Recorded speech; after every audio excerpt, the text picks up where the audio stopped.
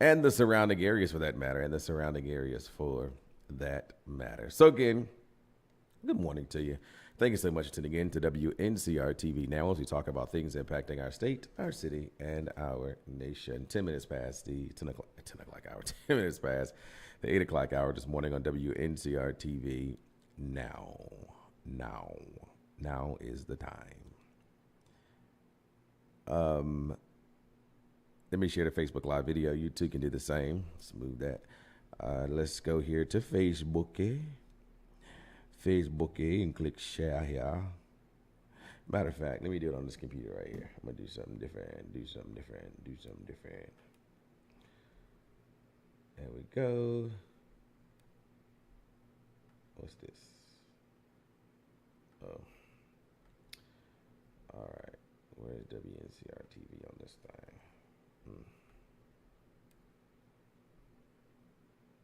Lord, it's gonna be a hot day. Here we go.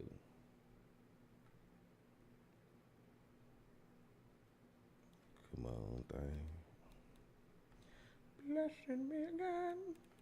Y'all, so this is at Rance Allen. Well, those who are listening on Facebook, the radio, you would have.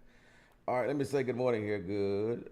Well, if you can type, little computer. There we go. Good mountain.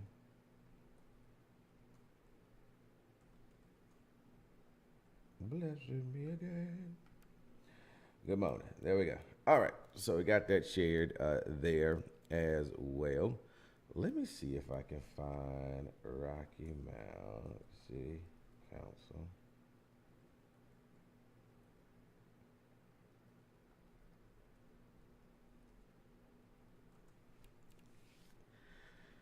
Let's see here. No, that's so 2023. Okay. So let's see if I can. Yep, there we go. No, that's just a photo.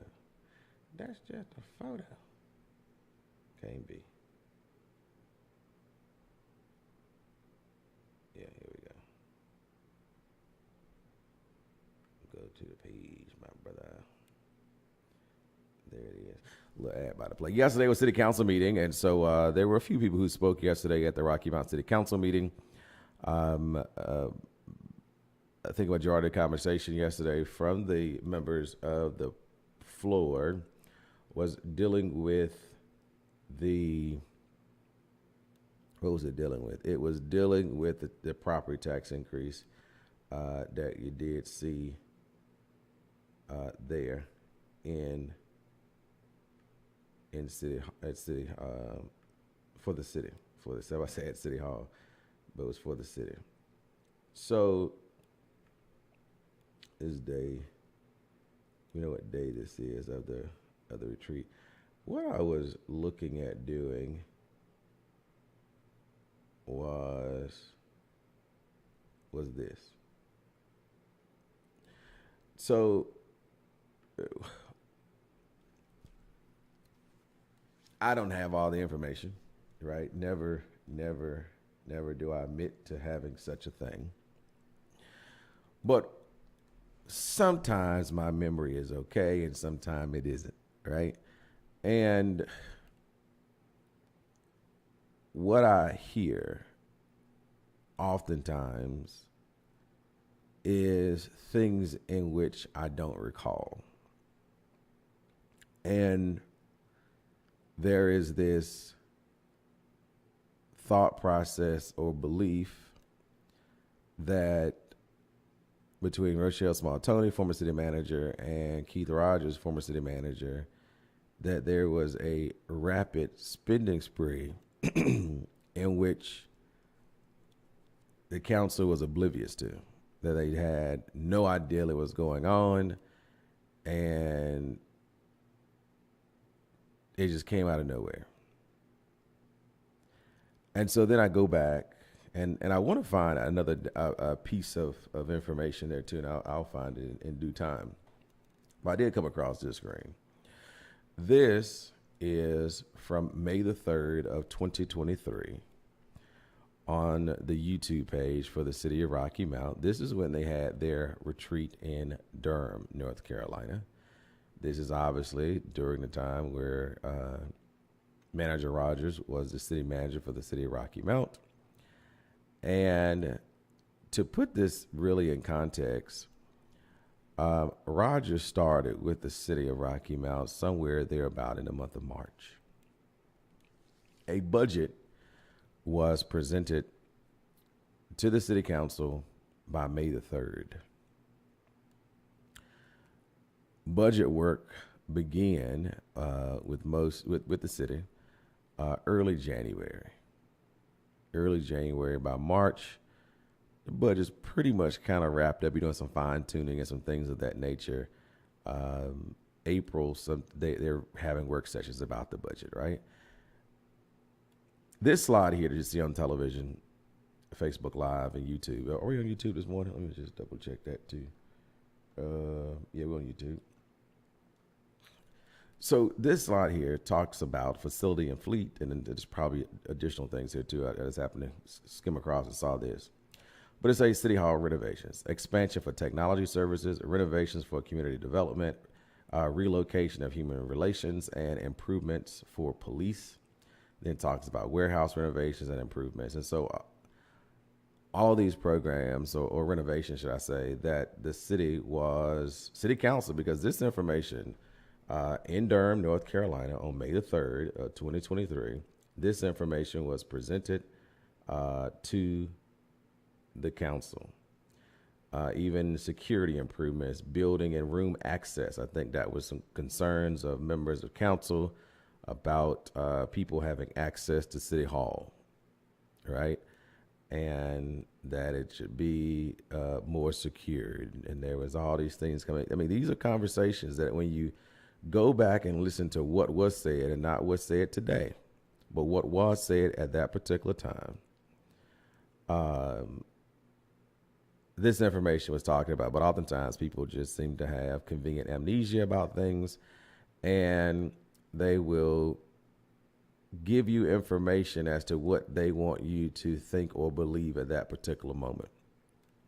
And in the moment of doing renovations or things, I just say, well, shouldn't we have a nice city hall? Should we be raggedy? You go into, I don't know, some low end place versus going to a Taj Mahal type situation. And so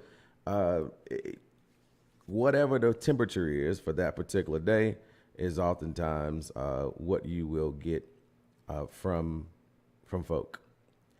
And so then you got this chart here talks about fleet equipment replacement, heavy rolling stock, $4.1 million ordered this year. Light duty vehicles, 140 new vehicles ordered through Enterprise. And so this is that conversation about the Enterprise doing the situation through Enterprise. Outfits underway. And so this is really this is probably the closer to the third day of the retreat. I can't remember exactly. That's a commercial there. But in those sessions in Durham, North Carolina, the then city manager, Keith Rogers,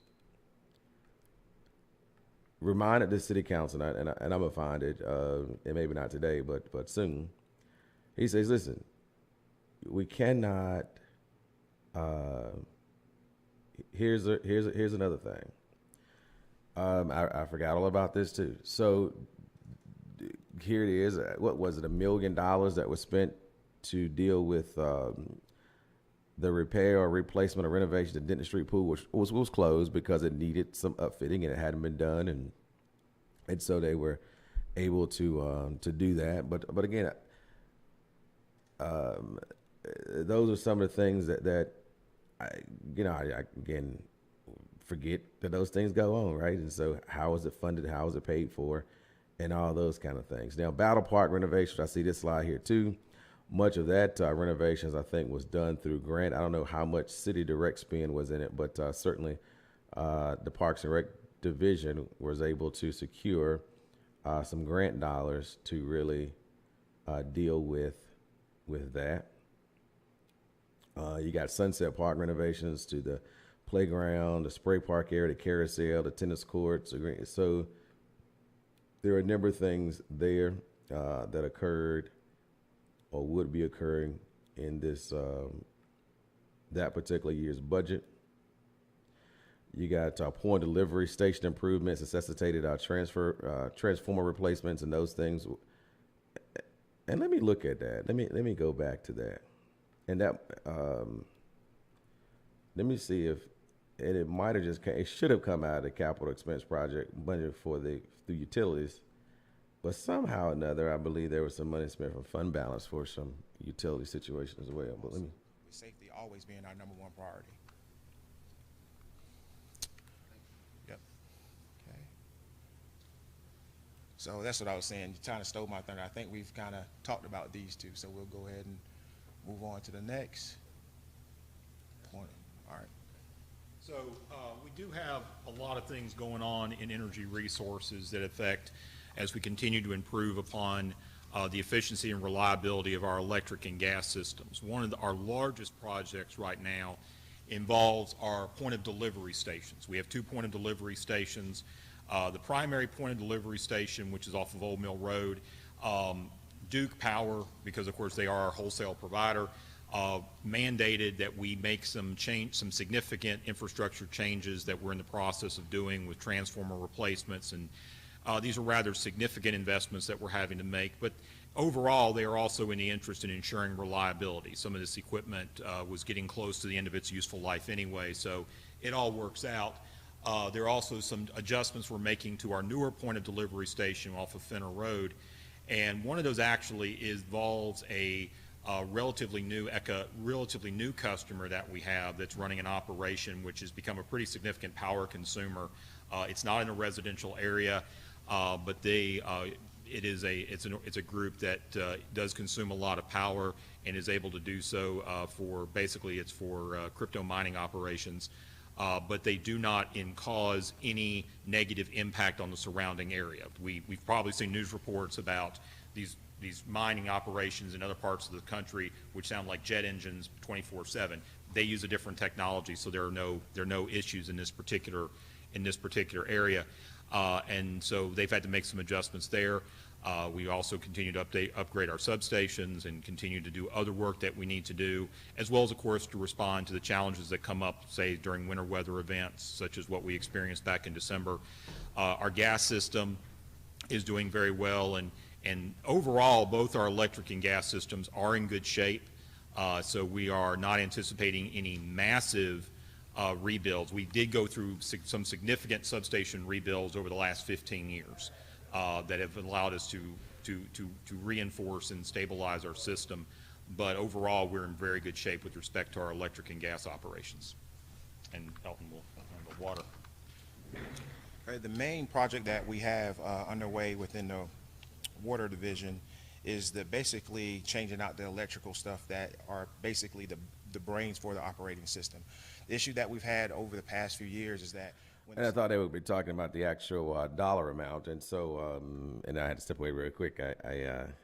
Anyway, but I know there was some money that was being spent there as well. But I remember a conversation that was going on, and that was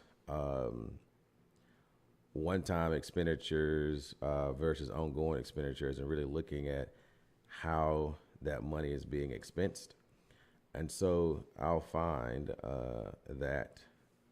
Matter of fact, I may be able to do some more research in just a second here on some of these videos. So we certainly thank the City Council for making investment in technology and paying the staff to be able to go with them when they're on retreat, so that the information is captured, so we can go back and kind of look at a couple of things and refresh even our own memory about certain things there.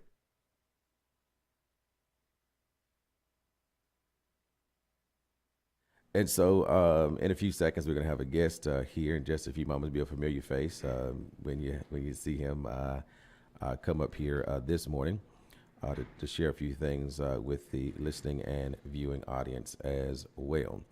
Let me say our good mornings here for those who are tuned in this morning. Let's see. I want to say good morning to Gloria Brake, Vernice Harris, Lucy Boyer, Irma Maxwell, Candy Staten, Donovan Williams, Allison Williams, Deborah Gunter, Alice Bailey, and James Bullock. Thank you so much for tuning in. Alice Hunt Davis as well. Thank you for tuning in to WNCR-TV. Now, Mr. Harris brought up filling open positions. Filling open positions, salary increases. Mr. Harris brought up the filling of open positions and salary increases.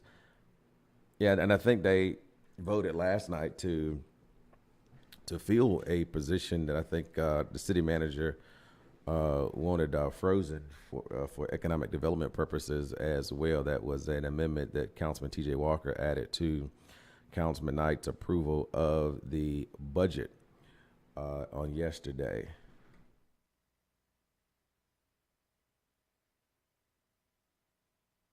And so what we're going to do is go ahead and talk to our guest who is here this morning, a familiar face, sure to many this morning, and that is none other than Brother Robert Cordell. Good morning to you, sir.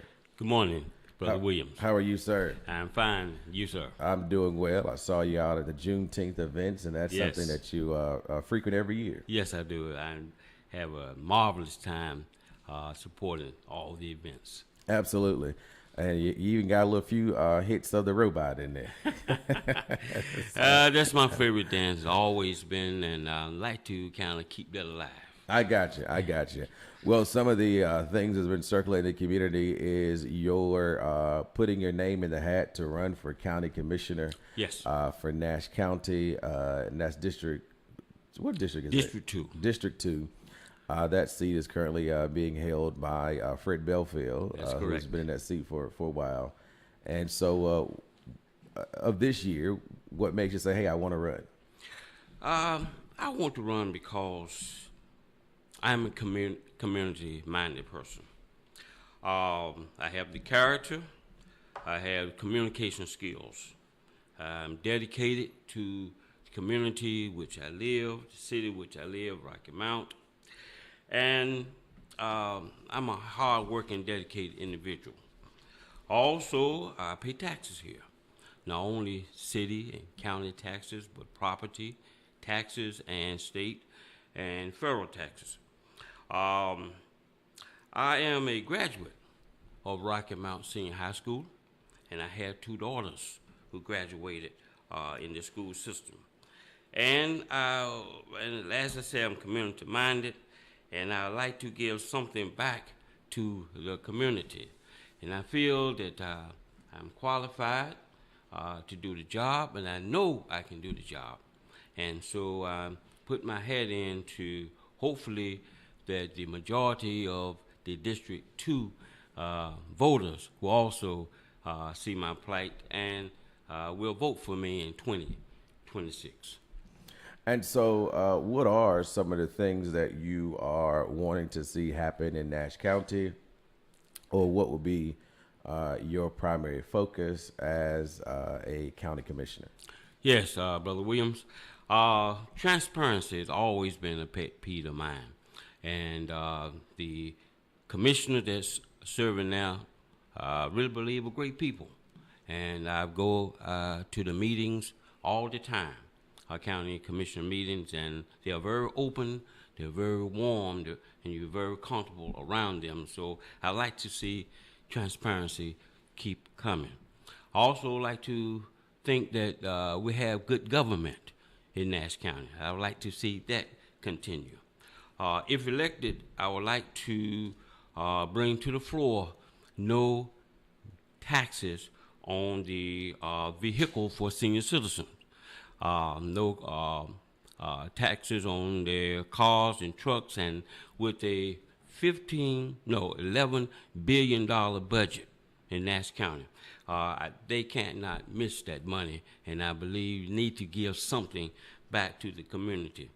If elected, I would like to have periodic meetings with my voters in District 2, just to see what their needs, what their wants, what their desires, then bring those needs, want, desire back to the board for their consideration. Of course, I have passed completed successfully the Rocky Mount Citizens Academy and the Nash County Citizens Academy, which give you a good, clear, concise structures how both governments are run. Currently, I serve on the Nash County Planning and Zoning Board, and even in Rocky Mount, I currently serve on the Mayor's Commission for Disability. And if elected, I would like to see the Sheriff Department, Fire Department, and the public schools fully funded. And I like to be a voice of the people, and I like to serve my constituents and serve my voters well. And so I guess the $11 billion figure you're talking about was the assessed property value, not the budget. The county budget's around, I think the adopted budget this year is about $128 million. But the assessed property value is huge in Nash County, $11 billion. That's a lot of assets that people have accumulated over the years. Now, when you talk about fully funding the school system, what does that actually mean, so to speak? As of today, if I'm not mistaken, the county commissioners have passed a $28 million budget for the school system, and they are in full support of the school system. We got a new athletic building, I believe, at the Northern Nash High, and also on the table is a brand new Southern Nash Middle School. So Nash County is steadily building infrastructure all the time and building brand new schools all the time. And that you bring me to an interesting point. Nash County, as Nash County Commissioner, Nash County for years now, seeming to symbolically or in actuality separating itself from Rocky Mount. Yes. And as a commissioner, what do you think Nash County's role is in, because a lot of its tax base too, it comes from the city of Rocky Mount, right? And so what type of contributions would you advocate for, if any, for the city of Rocky Mount? Yes. The Rocky Mount side of is in Nash County. And Rocky Mount pays sends literally thousands and thousands of dollars to Nash County. And I believe there's a shared responsibility here. It's been proposed and passed to get the people to just work together. I have not known Rocky Mount to be turned down if in request to Nash County. So it's a thing that they both bodies continue to work together. Okay. All right. Certainly appreciate that. Again, the election is going to be next year. You don't file until December of this year. That's correct. Where the election there'll be a primary in March. Yes. And then and you're running a partisan, so you're running a Republican or Democrat, and you're a Democrat. Of course. And so there'll be a Democratic primary in March, and then whoever wins the primary would then go on through the November race. Yes. Okay. And so I did see a newspaper article in which Fred is kind of undecided whether he's going to run or not, but that doesn't deter you from running. Whether he runs or not, you say you're committed to District 2. In a way. Okay.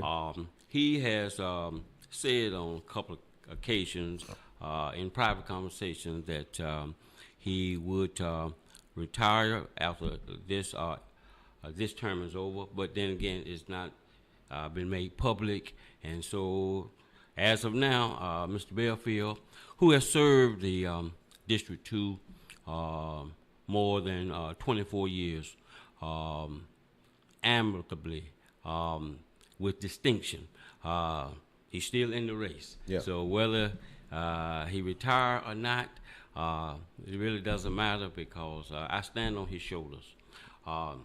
And he's done a marvelous job, and so we'll just see from there. Okay. Is there anything else you want to share with the viewing and listening audience today about your candidacy for District 2 Nash County Commissioners? Yes. Um, the Nash County Board of Commissioners is a governing body in Nash County. It consists of 7 commissioners, each representing a specific district within the county. And each commissioner are elected to a 4-year term, and which staggers so that only 1/2 of the board is elected every 2 years. And the responsibility for the various responsibility of the board is various county functions, and it serves as a buffer between the government and the people. The job of the commissioner is to oversee the operations and the administration of the county, and to oversee the entire operation of his jurisdiction and his department, and implement any strategies that is necessary to ensure the performance goes on. Also, the job of a commissioner is to connect with the organizations in his or her community as a general policy to the public, and to make sure that the members and the public work together. And I think that with my experience as a retired educator of more than 40 years, as a teacher, as a coach, as a counselor, and I have worked with over 40,000 students in my lifetime. And I know that as a community-minded person, I know I can do this job. My experience and my communication skills, and I know I could represent District 2 and represent the entire board well. Well, thank you so much, Brother Robert Cordell, again, a candidate for Nash County Commissioner District 2. And so, again, filing is in December. The primary will be in March, and then on to general election in November. And hopefully invite you back between now and then, so you may let the community know what's happening with you on the campaign trail, and maybe particularly after you file in December, which, again, will be here before you know it. All right. Because we're almost finished with the month of June, and we're going into July. But thank you, sir. I appreciate it. All right. Thank you, sir. All right. 252-407-8432. That's 252-407-8432. I want to share, again, I was back on a retreat for 2023, and here's something where they was talking about debt services and expenditures with council members during that particular meeting. And this is with Davenport and Co., who is the people. We're getting ready to have a new assessed value next year. That would definitely increase that. That and, will and very some much. Some of the North Carolina comparisons could be cities that have recently done assessed value. Isn't that a little bit? It's a timing thing, and that's why we try to look at the medians to kind of average all of that out, so we're not looking at any one person who may have different levels. But your point is well taken. It's everybody's on slightly different time frames. So yeah, certainly when you do your revaluation, if those property values go up, that will improve this ratio overnight. Okay. So when we look at these 3 ratios, that's kind of what we look at or refer to as your debt capacity. How do you stack up to others? How do you look compared to your policies? And based upon all of this, looking at your policies, we would say you have debt capacity. It's reasonable for you all to consider using debt as a tool to fund your capital improvement plan if you choose to do that based upon these ratios. You have capacity to take on more if you choose to. The related question, but different, is debt affordability. You may have the capacity, right? The bank may lend me $100,000 for a mortgage, but I've got all of these other obligations that I have to pay, so I can't pay back that mortgage. Same thing, right? Do you have the cash flow available to pay back the debt service? And so started to sketch that out for you here on page 13. A lot of numbers, but I'm going to break it down for you. at a high level, column A, everything is done by fiscal year. Columns B through H are what we call your total requirements.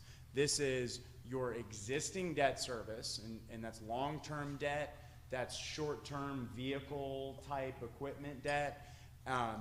It's the event center, and within the event center, we're factoring in the projected operating costs or surplus of that event center, because in particular in these earlier years there's some supplements going to the event center, so we don't want to ignore that. And then finally, column G, that's your pay-as-you-go capital. You are cash funding a healthy amount of projects every year, and we've accounted for that as well.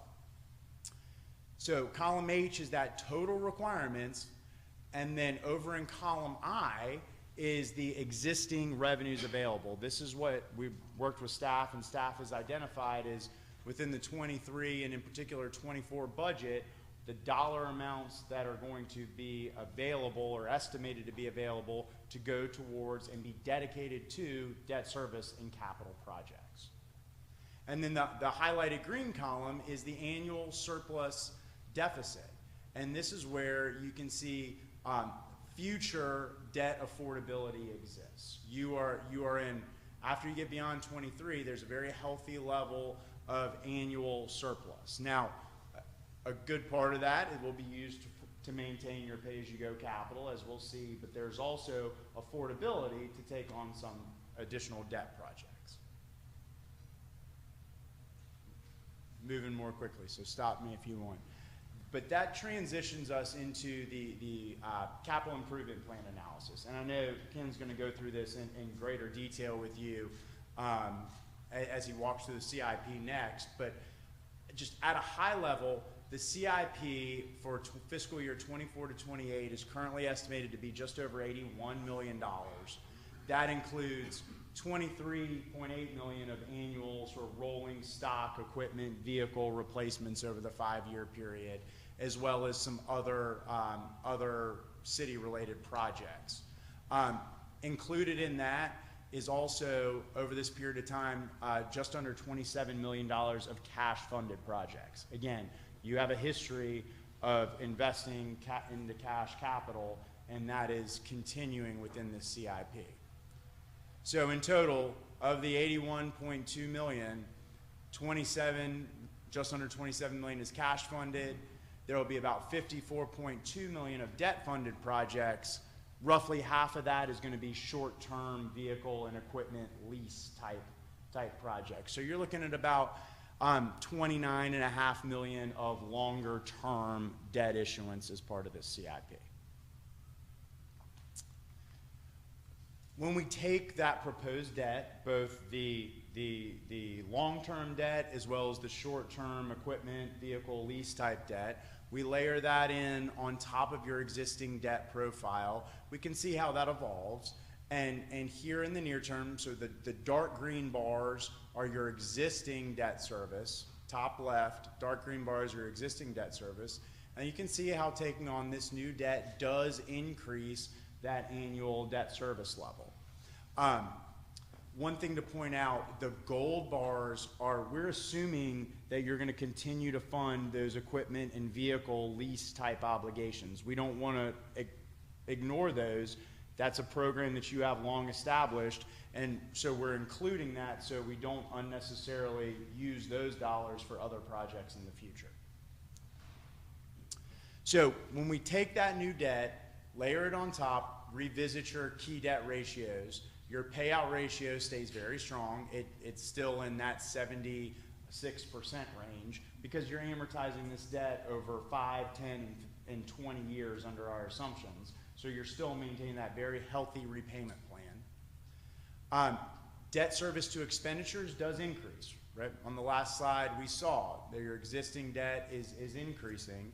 And so under our baseline assumptions, that does increase your debt service to expenditures. You get right up to that 15% policy level. Better interest rates, different changes to your budget, higher growth rate in your budget, all of those things can impact this ratio. But currently we see you projected to stay just in compliance with that ratio. And then debt to assessed value, you get up to just under 1.6%, give or take. So you stay well below that 2.5% policy level. So looking at the CIP, you have the capacity to fund the debt-funded projects that are currently estimated on the CIP. You get right up to your policy on debt service to expenditures, but you have the capacity to do that. From the affordability perspective, we've now come in and we pulled in those existing requirements. We've looped all those into one category, so that's all your existing debt requirements and those supplements or surpluses on the event center. We've got the proposed long-term debt, so on that $29.5 million, we're layering in that new debt service. We've got the continuation of your CIP and future equipment installments, and we've got the pay-as-you-go capital layered in. And what we see is that now that column F has increased because you funded the CIP, and column G is the same revenue available that we looked at before. And so when we look at the cash flow, what we see is there's 4 years where you would be short on that cash flow on an annual basis. And so those are 4 years that would need to be addressed if you choose to move forward with the CIP as it is. And that can come from a number of places. If you've got surpluses or additional excess general fund balance, other reserves, new revenue, looking to reduce the capital. So we'll pause it right there. And so here it is in May of 2023. Davenport, who's been the city's long-term financial advisor, has shared with the council in upcoming years there's going to be a 4-year period where you're just blatantly in the red, right? And however, even in year 23 and 24, while it shows you've got some surplus, there's surplus is like $26,000, which most likely you're going to be in the red. And so we're in a period from 23 to, might as well say, to 2029, almost 2030, where the city is going to have some financial challenges. And where are we? We're in that period right now. And so when there's conversation in the community about where we are with the city, if we go back to 2023, if we go back to our Davenport financial analysis and things of that nature, these were things in which were shared with you and said, because you're going to have these shortfalls, you need to look at some other sources of revenue, right? Or do something. Costs, whether that's value engineering or grant funding, if your tax base grows more quickly, all of those things can impact these revenues that are available to pay for the debt service. But under this current plan, that column H, those highlighted cells are the and let's remember, this is existing debt. And so if they enter into new debt, these numbers even go down even further. Fund this CIP within the existing resources.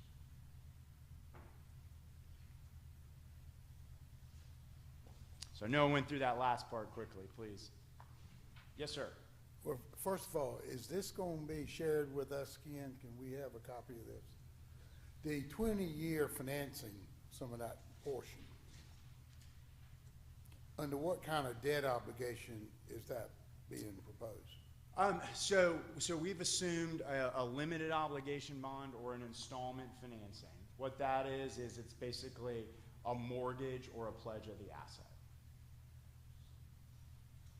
Let me go a little further here. Oh, here we go. This is when. Does it impact? Is a loaded question because it's either a yes or no. But what we don't ask is what does it impact? How does it impact our future? What we have the capability of doing.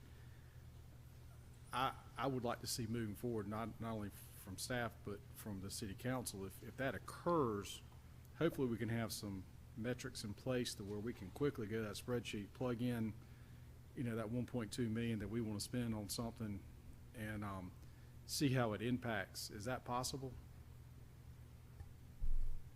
So a couple answers to your question. One, I think that first of all, the city of Rocky Mount, as you can see from Davenport's report, we've been doing a lot of things very well.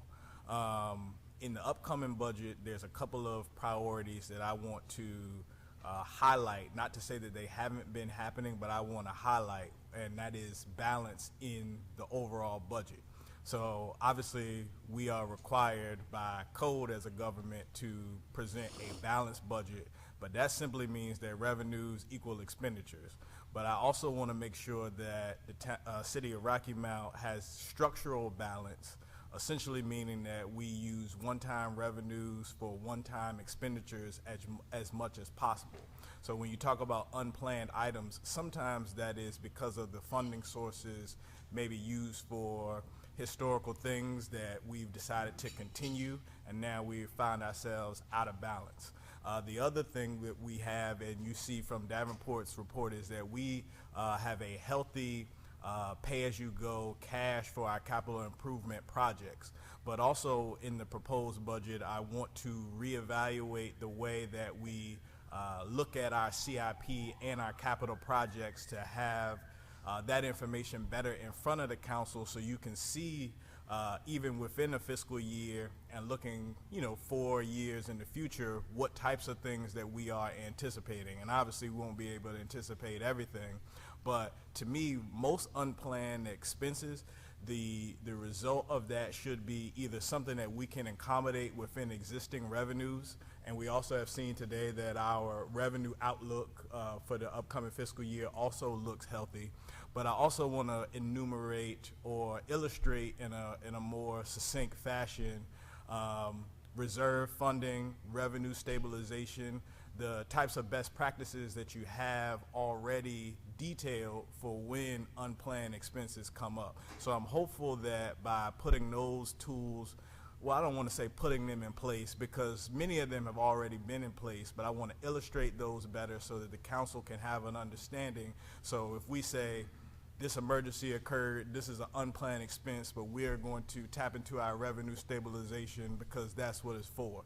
So as you all know, municipal budgeting and financing is not very different than what we do for our own households. So you put a little money away for what might come up because that's the nature of life. So that's the types of things that we want to enumerate on the front end or highlight on the front end so that when those things come up, we can refer back to the work that we put in place. So I'm hopeful that in these proposed documents, council will see those and have some more confidence about what might come up throughout the year and how we will address and handle that. So that was the exact statement I was looking for former city manager Rogers in dealing with one-time expenditures with stabilization funds or fund balance or things of this nature. And that was a conversation that he shared with the council and said, listen, when y'all have these unexpected or these priorities of yours, and you're, saying, we got the money, let's take out the fund balance. That is what occurred. And unless those city managers just blatantly did their own will and motive and things of that nature between Rochelle Smartoni and Keith Rogers, if that was the case, they would be in jail. I mean, just sued and all this other kind of stuff, right? The reality is, I go to many of the meetings, from the committee of whole meeting to city council meetings, and I listen intensively to what has been shared. And I try, with the grace of God, to kind of store some stuff in. Every now and then I got to kind of have a little prime or push to kind of remember what actually went on. But we're thankful for technology in which you can go back and kind of look at those things as well. And, of course, the clerk's minutes should be reflective of that as well. There were, if not 100% of the things that go on, council is well aware. In fact, Councilman Andre Knight said on last night, went back to Rochelle Smartoni with the assistant to the city manager that came to Ken Hunter's position and said, hey, we saw that, but we chose to do nothing. We saw this, but we chose. But the responsibility is at council level. And so what Manager Rogers said he was doing was say, look, I want to, the things are in place, but it's not really out front to say, hey, you say, let's go buy this, let's go do this. Well, what's your revenue source? Then he says, hey, there were things that you guys want to do that you're making us have to figure out where the revenue is going to come from, because you are doing projects or giving annual grants and there's really no revenue source for them with a growing city. So you're going to have to come from fund balance. You're going to have to, I mean, these things were shared. And so all of a sudden, last year we have this, oh, this is going on. Oh, this is, I mean, and then they said, well, why ain't Bronson beating down Rochelle? Or why ain't beating down Keith Riders or this, that, and the third? Why is y'all always attacking it? Because that's where the responsibility lies. The responsibility lies within those 8 members on that board. And they all are elected and have the fiduciary responsibility to ensure that taxpayers' money is well spent. And at any point they don't want to do the job, they submit a resignation letter and they go home. But for me, 12 million, 11 million, 2 million, or $3 don't get spent out of a city's fund balance without members of council taking action to say it's okay to do it. Or city council members take action on doing things and don't care about the revenue source and say, I just want it done. And we cannot operate on a philosophy that I just want it done. Because here we are today looking at are going to have a 4-cent tax increase on property. And last I checked, property is inclusive of not only your home, but your vehicle taxes. So that means that your vehicle taxes on an annual basis are going to go up, as well as your property taxes for your actual home is going to go up. And any business who pays personal taxes, personal property tax, I think is ridiculous, that's going to go up. So this impact is because of priorities made by council in which they didn't look at, okay, well, let's look at our debt capacity. Let's look at maybe borrowing some dollars so that we can get capital to do what we want to do and need to do for the citizens, in which is not impacting them at a higher rate every year, especially after you just had a tax reassessment. And so taxes already went up. Now, and here's the other piece. City manager Keith Rogers, in his budget, his original budget, he proposed a 56-cent tax rate for that year. And I'll say this again, that a revenue neutral rate provides for whatever your growth rate is. And so if your growth rate is 2.5 cents, your revenue tax rate or revenue neutral rate will take in consideration the 2.5 cents, which they would say that's not a tax increase. You are allowed to set a tax rate that would give you already your anticipated growth. So ideally, a revenue neutral rate might have been more like a 54 cent or 55 cent or whatever it is. He proposed 56 cent. Council then said, let's do 58 cents. So there is, in fact, documented evidence that manager Keith Rogers proposed a budget at 56 cents. Council adopted a 58-cent budget. There are some say, hey, it should have been 60 or 62 then because it was already at whatever it was. It'll look on paper that that's a reduction in the rate, which is true. It was a reduction in the actual rate, but it would have been an increase in the actual collections based on the value of the property. But again, this is your home prices are going up. Perhaps for some, your rent prices will go up, as well as your vehicle cost on an annual basis will go up as well, because you pay annual property taxes based on your county tax rate. And then you got a $25 sticker fee for the city of Rocky Mount as well. So those are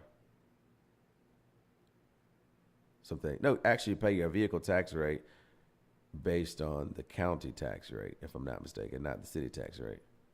I got to look at my registration card now that I think about. I think the only thing you got for that municipal is that extra $25 for city, and your vehicle tax is based on your county, and so they will stay the same. But Rocky Mount shares some kind of portion of that as well. But that's I just thought about that as I'm thinking out loud here as well.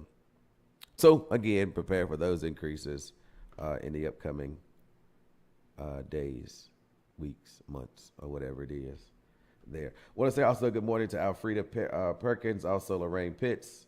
Thank you for tuning in to WNCR-TV Now as we talk about things impacting our state, our city, and our nation. And don't forget, tonight, 6 p.m. at the D.S. Johnson Elementary School, they will have the redistricting meeting in which many folks in the community are advocating for option C.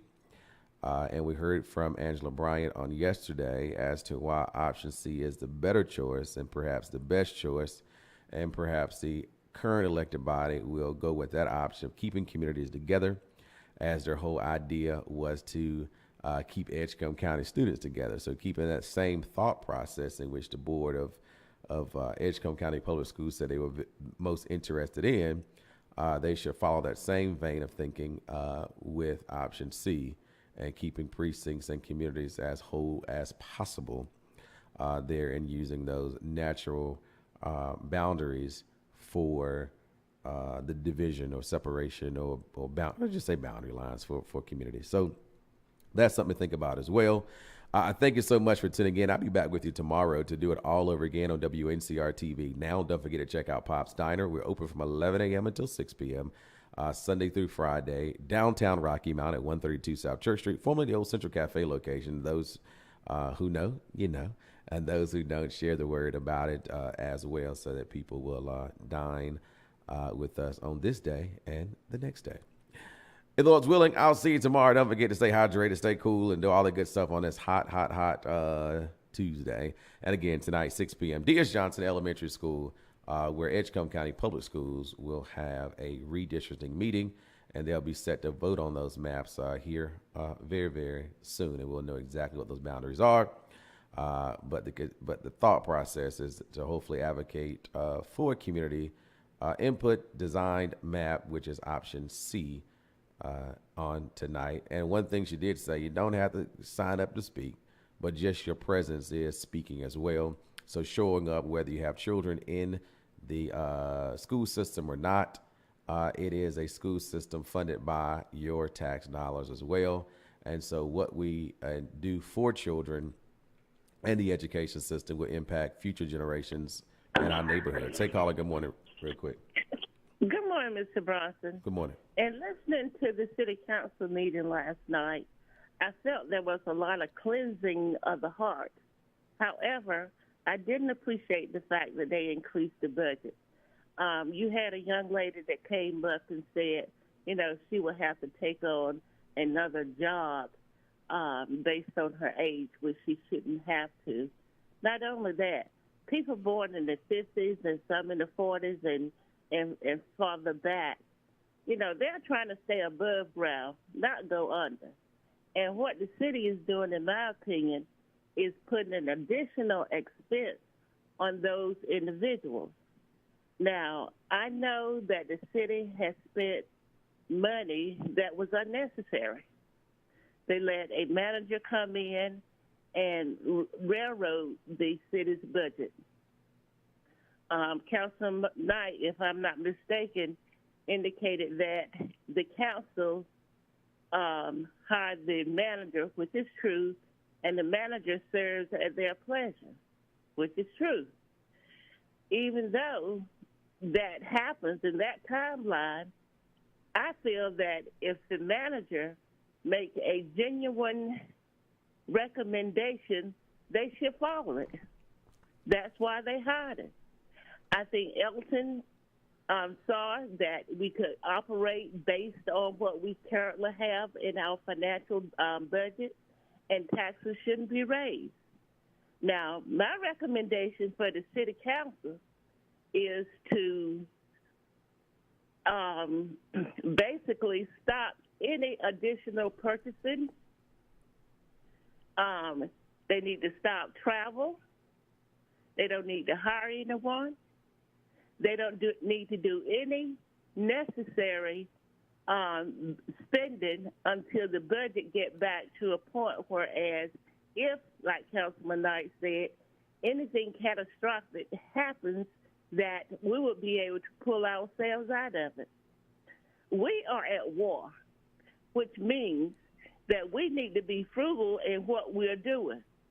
They need to stop all this additional spending and having fun when they going out, go to Zoom. Most people, if you got to go to a meeting, use Zoom. Start retreats for at least 2 years. Sit your tail right here and rock it out and do what you need to do. All this additional spending just don't make sense. Stop funding some of these projects like the 3 restaurants that's coming in. That's $150,000. You know, when you sit back and you look at how much money they spend, in my opinion, that it's unnecessary, this is why we are where we're at. They had an opportunity to look at that budget every month. This just didn't happen. Why didn't you argue the point when you saw it on paper in black and white that we was going into a shortfall? And now you want the city to pull your tail out of it, the citizens, not the city, the citizens to pull you out. It's unfair. And I agree with the young lady last night. I know if something catastrophic happens here, that I have to really pitch. And the average person in my age and older does the very same thing, because these are the individuals whose income is once a month. We don't have that residual. So I need them to think about the citizens and not they're going out spending like they have something to fall back on. Thank you very much. Thank you. So there's the comments there relative to last night's city council meeting. I think I did talk about that a little bit. I jumped to 2023 to give some context as to how did we get to where we are. And truth of the matter is, beyond the fund balance of the city is financially, from all public information, okay.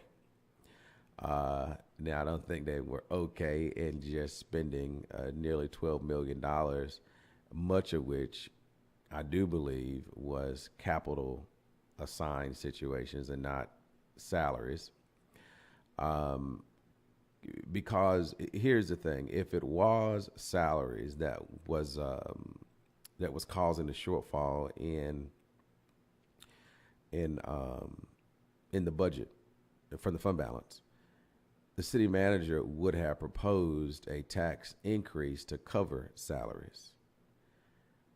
But because he was able to develop a budget with no tax increase, and the police department was still paid, the fire department was still paid, engineering was still paid, all these people were still paid, and anticipating putting back perhaps $1.5 million into fund balance, it would let me know that an ongoing expense such as salaries couldn't have been to the detriment of the fund balance. That the detriment to the fund balance had to come from, one, we already saw what Davenport Finances said. It said that your debt obligation that you already have online are not going to be supported by your anticipated revenue. We saw that in 2023. This is what Davenport, they pay them money as an outside funding analysis person, help them get funding for whatever. They said that, right? That your debt services, your funding revenue won't have. You have to get something from somewhere, whether it's a loan, whether it be looking for some grants, whether it be looking at your fund balance or stabilization fund or whatever it is, you're going to have to get some money from somewhere. So that is not a manager thing. That information, in fact, you heard Councilman Harris say, can we get this documentation on paper? So not only was it presented to him, at some point it should have been given to him if it was in fact given to him. That's another question for another day. I don't know. I had to ask Councilman Harris about that. But that's another thing, right? And so I say all that to say that I think a great portion of the deficit that we have in the fund balance, or I should say the spending that we have, is that you really can't have a deficit in fund balance, right? Because it's just a savings account that you put away to spend at some day. You don't put money in fund balance for it to sit there for the rest of your life. You put it there for whatever purposes you might seem valuable or needed to it. And so throughout 2023, 2024, and perhaps even 2025, the council saw a priority to do various things, and they spent that money. That's just what it is. That's just what it is. Okay? And that's what we got to own up to, that we spent millions of dollars on buying a church. We spent millions of dollars on buying 336 acres of land. And it is not 17 million like people say. I mean, I get it. The purchase price was 17 million, but they did that through another borrowing situation. So they put a little money up front, and then, and not a little money because of millions of dollars too.